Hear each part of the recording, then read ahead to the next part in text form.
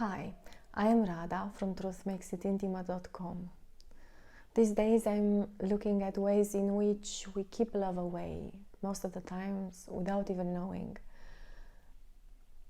And of course, how to get unstuck from that point. And today especially I look at, I do things differently, but my relationship still doesn't work. This is especially for those of us who have been having relationship struggles for a while, and then we came to a point where we wondered, wait a minute, could this be about me? And that's a great place to be, because whatever we try to change in the other, to fix in the other, to convince the other, we can't really do that. But hey, we are human beings and we've all been there, and we need to try just to convince ourselves that doesn't work. Anyway, so we come to that point, oh, this might be about me. And that's where we start looking. We look in books, we look at teachers, coaches, we go to courses, we start to find things about ourselves. And maybe we discover, I'm not receiving, I don't know how to receive. I say I would like love into my life, but I am not open to receive signs of love. So that's something I can work on. Or maybe I discover I don't know how to say no in my relationships. And when I don't say no, then I don't get the respect that I would like. And without that respect, love is also not possible. So we find these things. And if you are like me, very resolute, very determined about these things, we say from tomorrow, I start changing things. And we do. And let's go with the first example. So I decide, starting tomorrow, I'm going to open up to receiving. And so we start saying yes, for example, to invitations to coffee from people we wouldn't normally accept.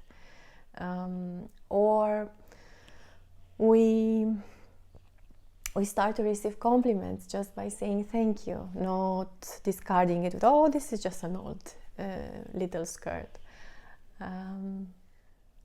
We accept help from our colleagues, or we say yes when our man says, let me carry that weight for you.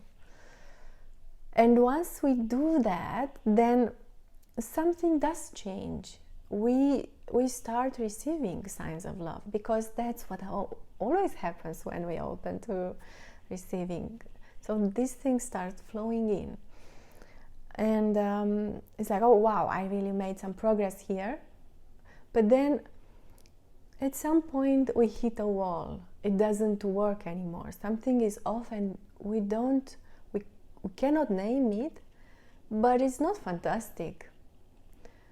And so the progress is really limited. There is a little bit, but not too much.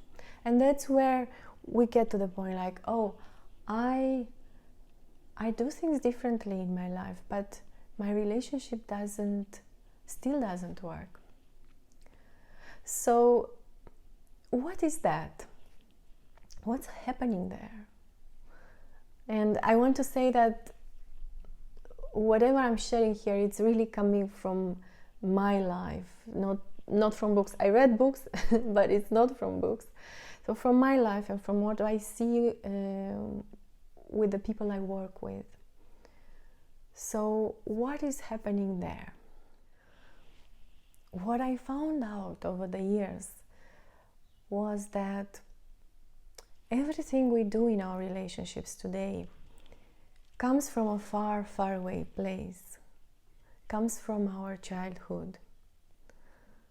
Now that was the time of our first relationships, a time when our brain was like a sponge. We were taking in, absorbing everything. So we were absorbing the way we were relating with our parents, the way our parents were relating between them. So let's go with our receiving example. Let's say that when I was a child, I noticed that every time I am receiving gifts or nice words, or time for myself, time for play, I need to give something back. You know, that it was a condition to give something back.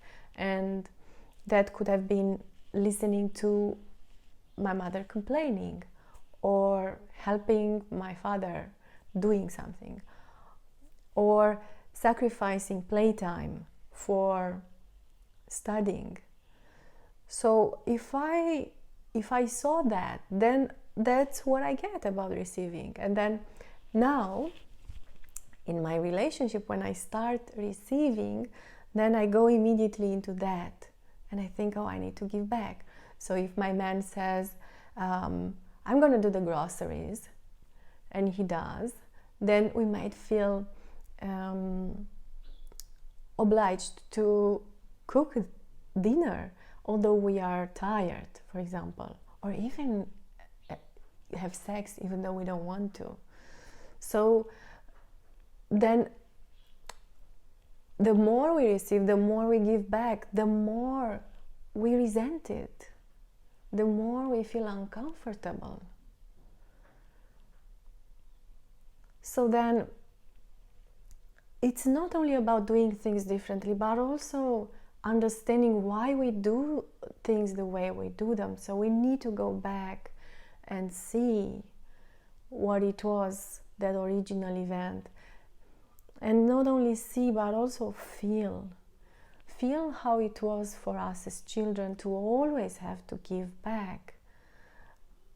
How that made us very protective.